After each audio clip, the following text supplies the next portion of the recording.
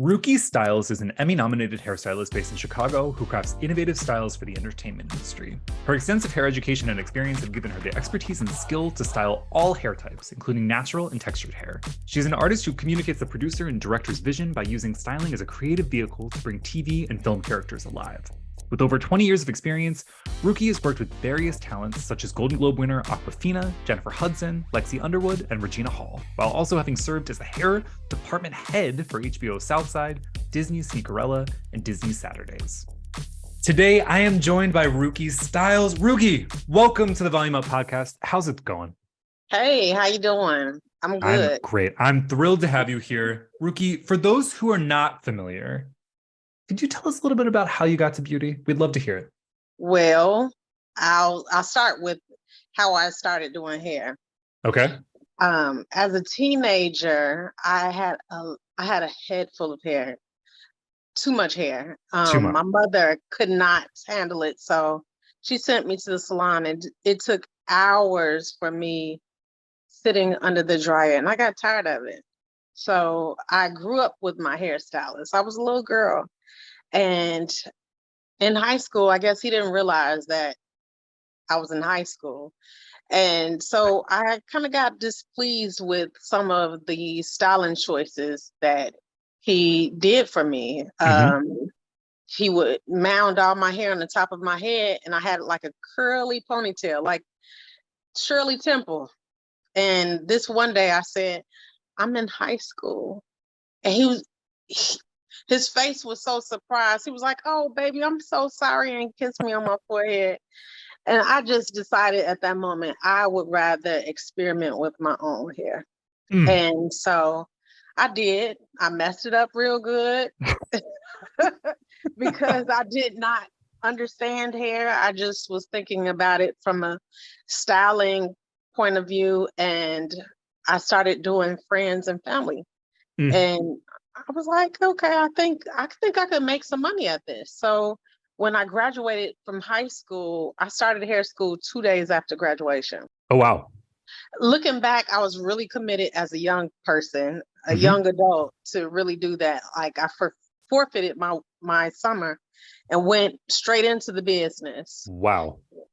When I got to hair school, I saw that some of the things that I was thinking in my head, like if I hold the hair at this angle, it would give me this and that. I was like, oh my God, I was right about some of this stuff. I didn't have the terminology, but yeah, I understood it. And so I enjoyed school, and I started competing, student competitions and whatnot. I went from there to doing like music videos and photo shoots, and I enjoyed that. Then I started doing non-surgical hair restoration because my best friend was diagnosed with breast cancer, and I may interchange best friend and aunt because she was both.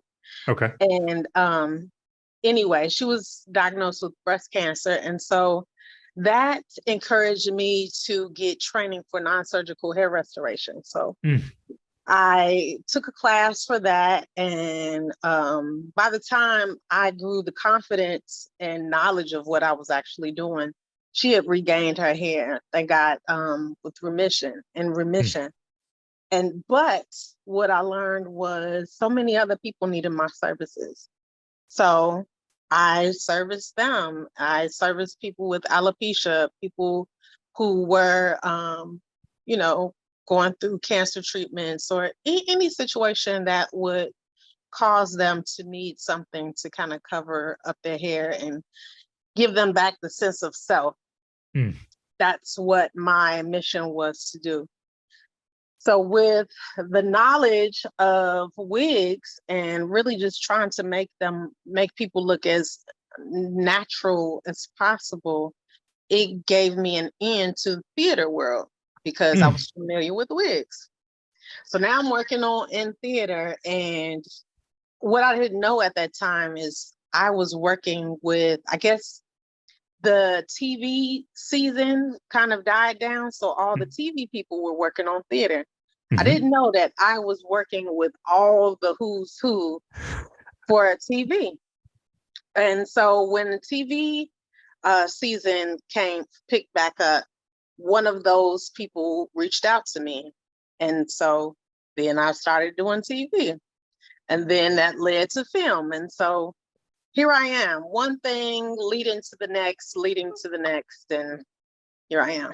Oh, I love that. That's such a cool journey. I don't think that people necessarily, and we've had lots of guests on the podcast talk about this, know how expansive the salon, professional, and beauty industry can be. Like maybe never even thinking that they could get to do what you're doing now all the time, which is working on TV and movie sets, which is so incredibly cool. Talk to us a little bit about when you mentioned starting with music videos. How did that happen? How did you? Because that's like, it seemed like the stepping stone into working on sets. What was that like?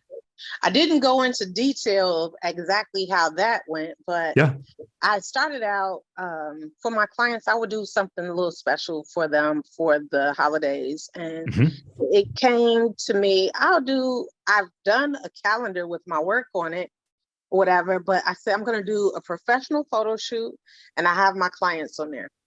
So I reached out to a photographer and we did the photo shoot and it felt so good. I was like, oh my goodness, I really, really like this. And so I talked to the photographer. I was like, so what do you think? Like, and he was a little nonchalant, a little standoffish or whatever, but I kept bothering him. I said, so what do you think? I enjoy this. What are your thoughts? He said, don't use people as your models. I was like, okay. Okay, all right. Okay. Noted, taken, all right. So I want to use models. What do I do? Yep. And he took me on. We did several photo shoots and one of his clients, a rapper, Twister, he did a calendar. And so it was with some models or whatever. And so I styled for that. And it was like one thing led to another because now I'm connected to the music industry. And, that was an interesting thing too, which is quite similar to film, the long hours or whatever. But like I said, one thing handed me off to the next thing. All right. Well, talking about that next thing being your longstanding work in the TV and film industry, what is a day in the life like? So a lot of our listeners are not doing what you're doing, and I'm sure they'd be curious. You just talked about long hours, but walk us through a day in the life of Rukey. So it really depends on what I'm doing. Okay. So Rukey is, I'm speaking of myself in third person. Rukey is an entrepreneur. So I'm working on a product, developing that, my intellectual property for an invention, doing a mentorship at M-Hub, which is a creators space, helping all small businesses. That may be one day. Another day, I may be doing, like if I'm working film or whatever, getting up super early in the morning, my call time, because hair and makeup, we work the longest hours because we have to be there before we start filming. We're there before the actors. We get them ready. We're there after they're done. To either take off their makeup, hair, to either take off their wigs or hair pieces or take their hair down or prep it for the next day. So the days can be really long. It can be 14 to 16 hours at times. Yeah. So when we hear people complain about 8-hour shifts, they don't know anything. Oh my God. It's like, eat some Wheaties or something, because we put that in 5 times a week. Yikes. So I get in, And I usually get to work early just to make sure that I have everything, Mhm. everything is ready to go because things happen. You just never know. I like to check up, like if there are wigs that needs to be done, I'll make Mhm. sure I have time to touch it up and just prepare for the day. But majority of my day is preparing for future days. Mm. Like you have to be ready. You have to pay attention to the schedule. So it's like a lot of scheduling, a lot of ordering, a lot of just overseeing a lot of things to make sure that everything goes smooth. Mm. And it's pretty busy. If it's a wig, a show that's very wig heavy, Mhm. then I'm making sure that those are ready. If we have photo doubles or if we have stunt people, that means I need a wig to match So, this yep. actor. And one thing that I've been experiencing a lot within the last 3 years or so, working on Disney shows with the kids, Mhm. as creative as I can get with my ideas, it's like it was a great idea until you realize you have to do a stunt person, a Mhm. double, a special abilities actor, you know, and it just comes with it. Like you don't think about, the labor of what type of situation you put yourself in. You're just trying to give that show the best of what you have, Mm. and you So, work around it. would you say that the like duplication of effort is some of the hardest, or like when you're working on a set 14 plus hours a day, like what is the hardest thing that you're experiencing? So I won't say that's the hardest, but Okay. at times it can be a It can be. challenge. Mm. I recently did a Saturdays. It's on Disney Plus. Plug, plug, plug. Yes. Yep. It's a skate show. And so we did a lot of doubles and Mm. I came up with some ideas and realized, oh my goodness, this person has to skate. If their skating ability is not up to par, I'm going to have to duplicate this. And not all the time you find out these things in advance. Some things are, Hmm. you find out in maybe an unfavorable, you know, 11th hour or Mm. so. But, Mm. you make it happen because you want to see it look good. So I'll say it can be a challenge, but it's not the hardest thing. Mm. What is the most rewarding thing then? I mean, it sounds like what is keeping you around? Because it's been a long time. You've worked on some incredible stuff, and you continue to. So, Thank like, you. what is lighting that passion for you? Two things. It is probably more than two, but it's two things that come Okay. to mind right now. Okay. One thing that I love is telling the story. Mm. I love breaking the story down and telling it. I love my contribution to the Mm. story. There's props, there's wardrobe, there's all these things, and there's this person, this moving person that, is giving the story, and I contribute to it as well. So I enjoy giving the creator what I like to ask, like, is this close to what you envision? Mm. Is this, because it's not my story. Right. You're sharing your story with me, but it's not mine. You lived Mm. with it far longer than I did. This person that put these words down on this piece of paper, they lived with these characters. They've gone back and forth with who they know that they are. And so I don't want to come into the equation creating something contrary to what they saw. Mm. And so it's rewarding to see that come together, or even to see the creators see what I did and be pleased. Mm. That's one of them. Okay. One. The second thing that's so rewarding for me is the camaraderie of my team. Mm. I love when, like, those things that sometimes happen, maybe a last minute change, maybe, just, again, anything happens. Sometimes scenes have to be moved around. And, Mm-hmm. I'm like, oh my goodness, that scene was supposed to be next week. So, they want to they want to do this today. So what do? You make Yep. it happen. And sometimes there are situations that are not ideal, or in real time, it's like, we can't do this. We can't do this. And But you're then being asked to. by the second we can't do this, you said, we're doing this. We are doing this.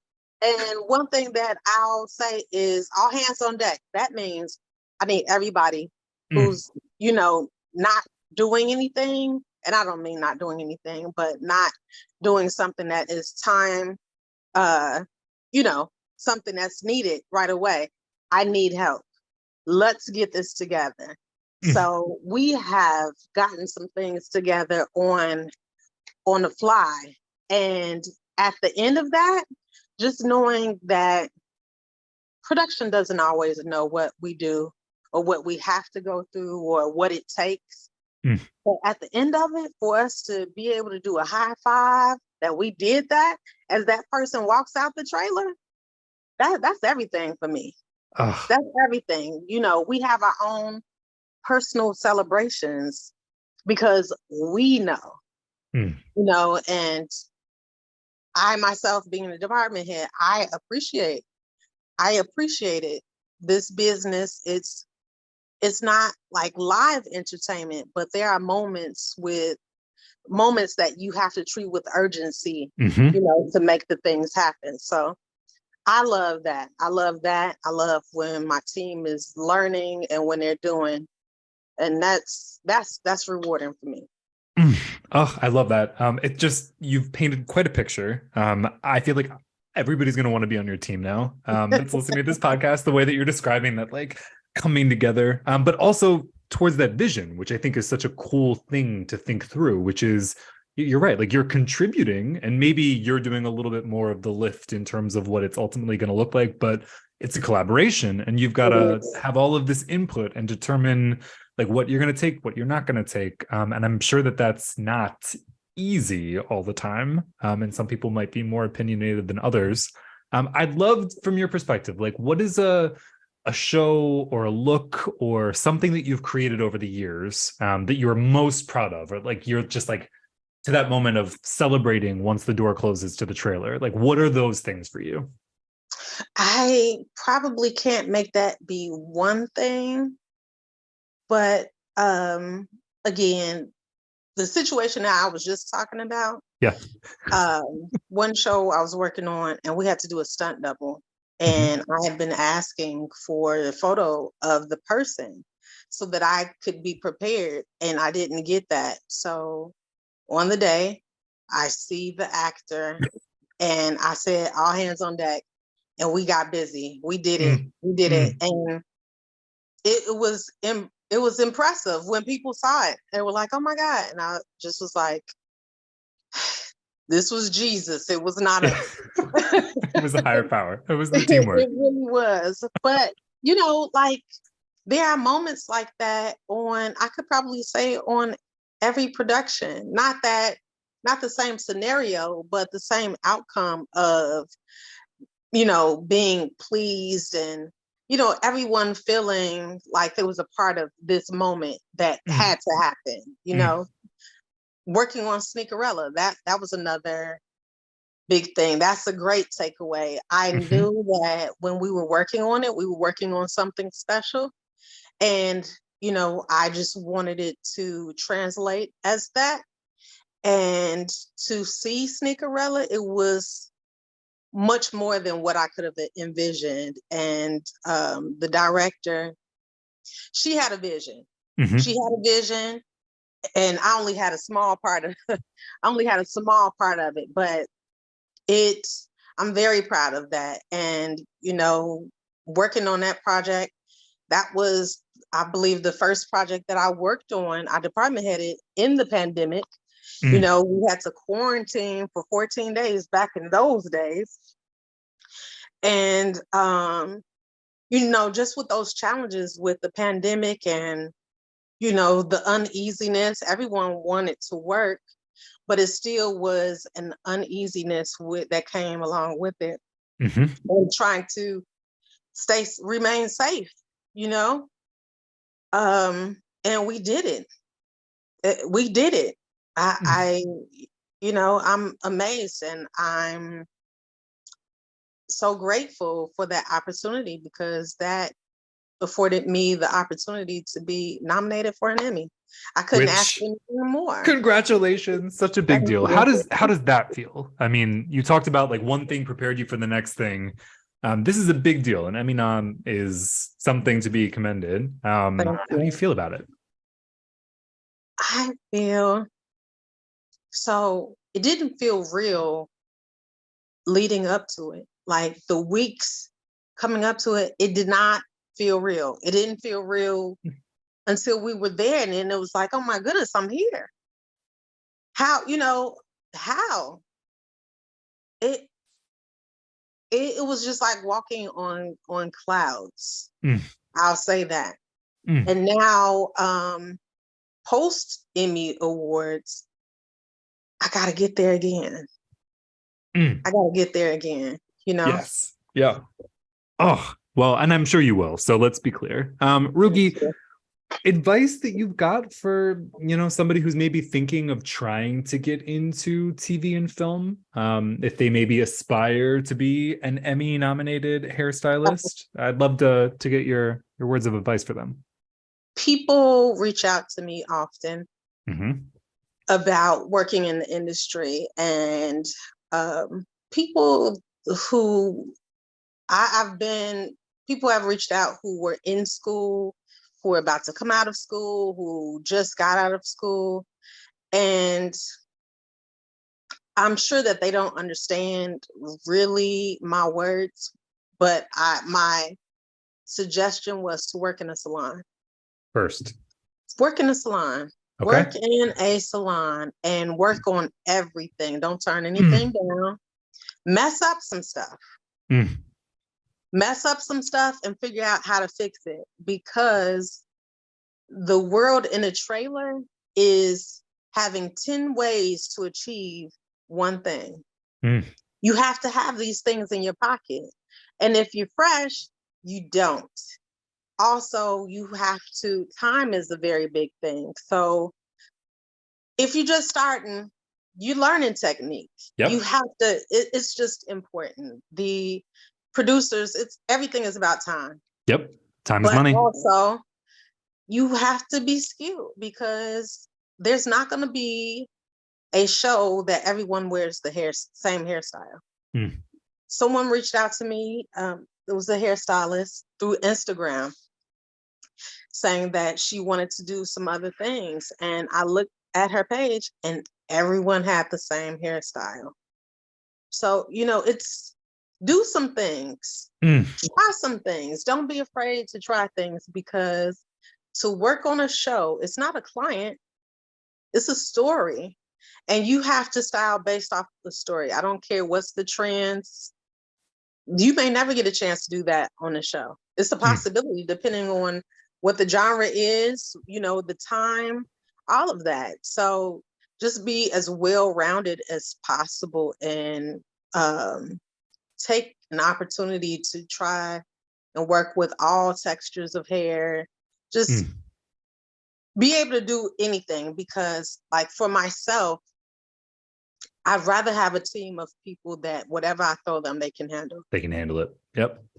Because I can't do everything. I don't Mm-hmm. want to do everything. And, you know, something may happen. Someone is watching their actor on set or something like that, and they can't come back. We might be working two different units, meaning two cameras filming at the same time. And someone is not able to come back and do this actor or just whatever. Mm-hmm. You know, someone could get sick. Just, you know, so it's just good for you to try to be the most well-rounded hairstylist. And if your salon does not give you opportunity for that, you can Search it take, out. yeah, or go places where it's needed. Mm, That way you're giving and you're getting. mm. You understand what I'm saying? So like that, it's ways to make it work. It's puzzle pieces. You just got to figure it out. That's all. Well, speaking of puzzle pieces, something you've mentioned a couple of times in your work has been wigs, which is a specialty of yours.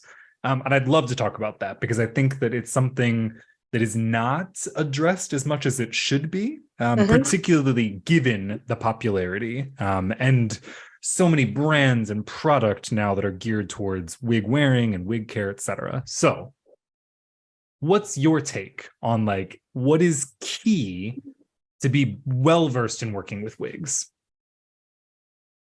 What is key to be well versed? First, before we get to the wigs, be well versed in all types of hair. Mic drop. That's the thing, because let's say you're very good with application. That doesn't mean it looks good. That doesn't mean it looks good. So like when I was doing non-surgical hair restoration, my thing was to make them feel like their previous self. So I paid attention to texture, color, density. These things are important. And like when I'm in the trailer with my team, some things that I mentioned to them, it's the pluses and the minuses. I'll explain this to you. Yeah. The pluses and the minuses. A little takeaway, a little give. So maybe taking away a little shape, a little texture, maybe giving a little bit. With density, with the hairline, maybe adding a little bit more, maybe taking off a little bit more. When we're matching like stunt people and photo doubles, the first thing we see visually is shape. This is how we know when it's a stunt job, we can see when it's somebody else. Right? It's shape, color, texture. So right off, from a distance, I can see if it's not the same shape. Then the next thing my eye tunes into is color. That means that wig for that stunt person has to match the same color. And then as I focus in more or they get closer, I can see texture. Is it curled the same way? Does it have the same texture? Is it a curl or is it a wave? These things, these are the things. These are the pluses and the minuses. And so those are the same things that you have to pay attention to with the wig, because people are different. You line people up and you're going to see different situations. So it's just paying attention to those things, those little nuances is important. When you're working with wigs, do you have a preference in terms of make? Do you prefer to work with human hair? Are you big on synthetic? Does it vary, depend? Like, we'd love to understand that from your end. So I'm not big on synthetic hair. I don't care for it. I can count the times that I've worked on a synthetic wig versus human. Why I'd love to, why do you not like synthetic? I think I've got an idea, but I'd love to hear you. Same time. It looks like garbage. Does it translate as well? I can't imagine that it does. It does not. So synthetic, even with the blends that they have now, they do not, they reflect light in a different way. So that was your answer. Of course. I'm on your wavelength. But you're the expert. But you can always tell that like weird cheap shine on nobody. And if they get too hot or too warm, it's that you know what I'm talking about. And so I just prefer not to. Better I not. can make Better not. human hair do whatever it is that I want it to do. So, Mm, mm. In terms of when you're on set, you're in the trailer, you've got these wigs. How are you caring for them? What are products that you go to? Again, I feel like our listeners would be genuinely interested to hear from someone like you who's doing this all the time. okay. So pretty much the same thing. It Mm, depends on the texture. sure. I'm not putting any heavy products down to the knots. I don't want the knots to slip, Mm, or I don't want the hair to shed or whatever. mhm, So I'm careful even when conditioning the wig. I put it on the ends, not at the base. But it really depends on how I'm styling it. I would mm. go about it the same way as I would for a person, but I just don't want to I don't want any buildup, and I want the hair to move, Mm. because that's another attribute of human hair. It moves. It moves. Synthetic sometimes does not move. No, it was not. So yeah.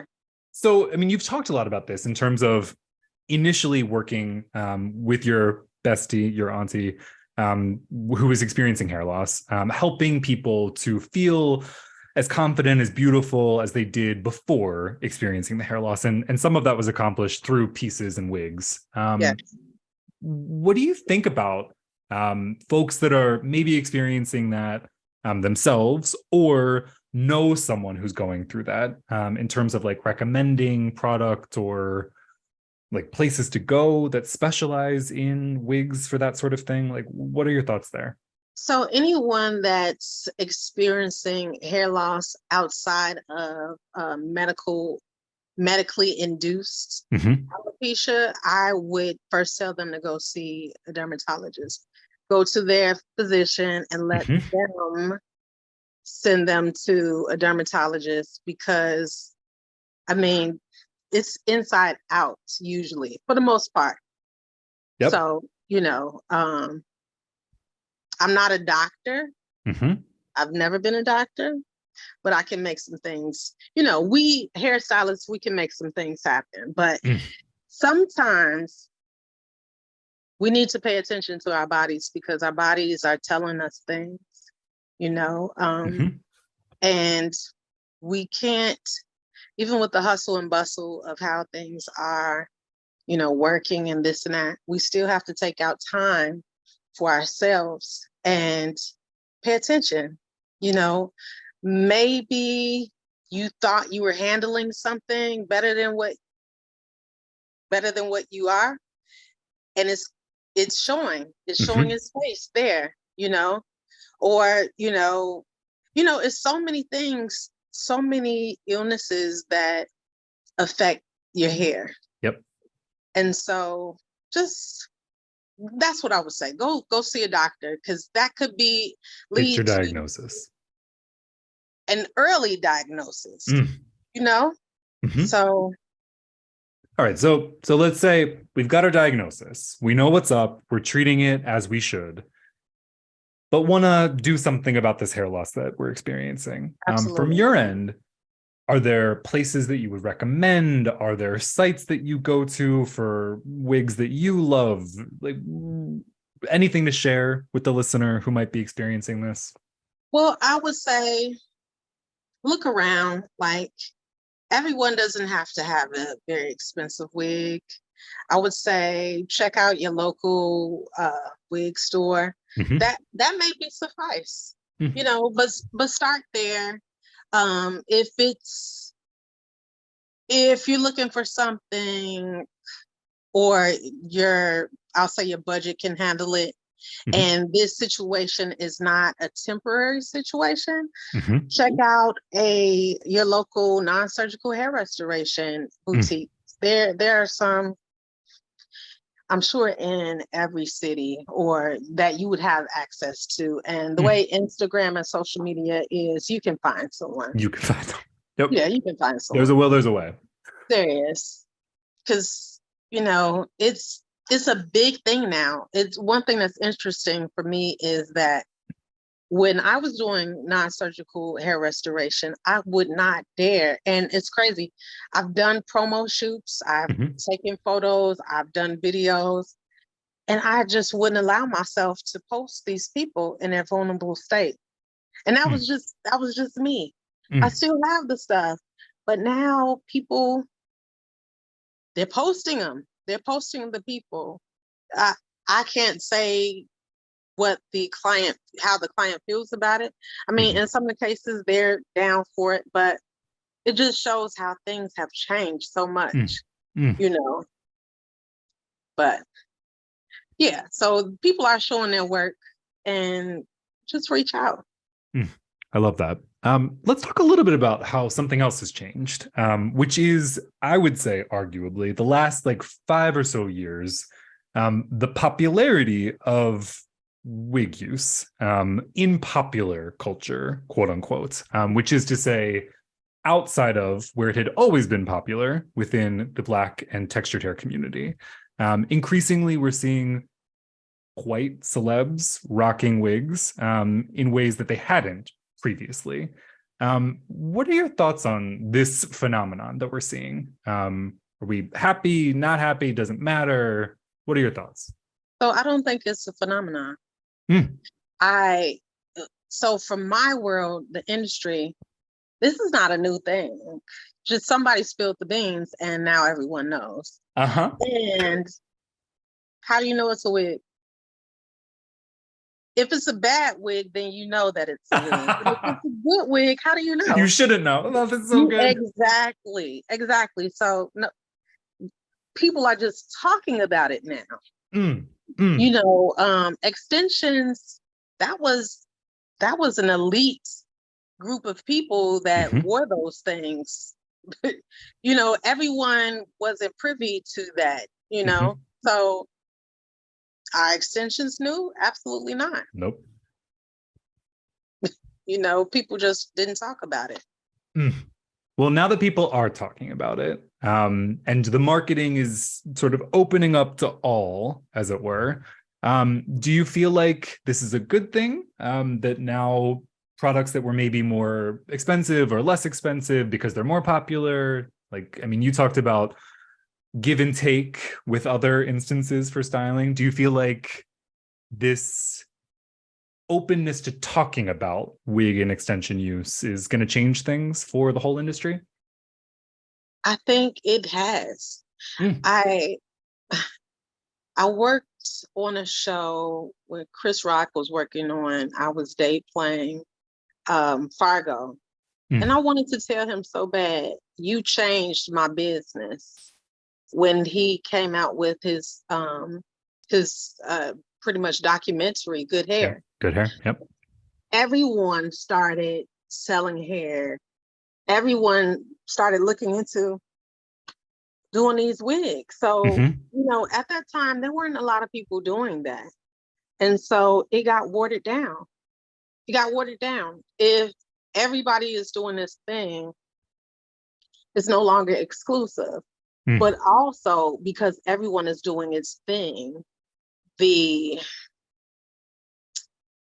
expected level of quality has declined. And that's the give and take. That's the plus and minuses, because yes, you're wearing a lace wig, but it's not of good quality, you know. But everybody wants to be a part of the new thing, the thing that's going on. So well, Rukey, thank you so much for your time. We're not wrapped yet. We're going to get into our quick takes. But I want to know, what's next for you? What's on the horizon? You talked about trying to get another Emmy. I'm sure it's in the works, but what are projects that you're working on for 2023 that you can share with the Volume Up listeners? So I'm working on some personal projects. Like I said, I have some intellectual property that I'm dealing with. I hope to talk to you at a later date about great. stuff that's going on. You're gonna come on back and we'll do it? Absolutely. You know, just taking some time to do that. I've recently established some looks for Disney's Pocket Watch, and I'm excited about that as well. And just looking to see what else is coming. Well, I can't wait. I'm sure it's going to be big stuff. All right, let's do our quick takes. These are the questions that we ask of all of our guests. Don't think too long. First one. Okay. What was the first ever product that you remember owning, beauty or hair, that you bought with your own money or that you were asking for that you like had to have for yourself? Hair products. I'll tell you why. Okay. In hair school, they asked for some models Mm-hmm. to for the big I think at the time it was the Proud Lady Beauty Show. And I was a model and I got addicted to the product. So after doing that show, that became a product that I used. I love it. Rukey, are you superstitious? And if so, about what? I am absolutely not superstitious. Boom. You will chase me around the pole because I will try to split it. For real. Okay. All right. Yep. Great. If someone were to play you in a biopic, who would that be? Who would you cast? Oh, wow. Oh my goodness. And you said, don't think about it? First one that comes to mind, although you're in the industry, so I'm sure there's people you maybe don't want to play you. I'm thinking about age and everything, but I'm just going to say this because she's a bad mama jama and make it fit however you want to. Angela Bassett, that's yes. Yes. Oh my God. We love Angela Bassett on this podcast. I especially love Keke Palmer as Angela Bassett, but Angela Bassett will, the queen. Amazing. Okay. What do you consider the ultimate comfort food? My comfort meal is salmon, real vegetables, and rice. If I go to a new restaurant, that's what I'm asking for. That's my go-to. I love it. Okay. I love it. I love that for you. I love that you know what you want. Okay. Last question. And I'm a caveat to this. Okay. I'm ready.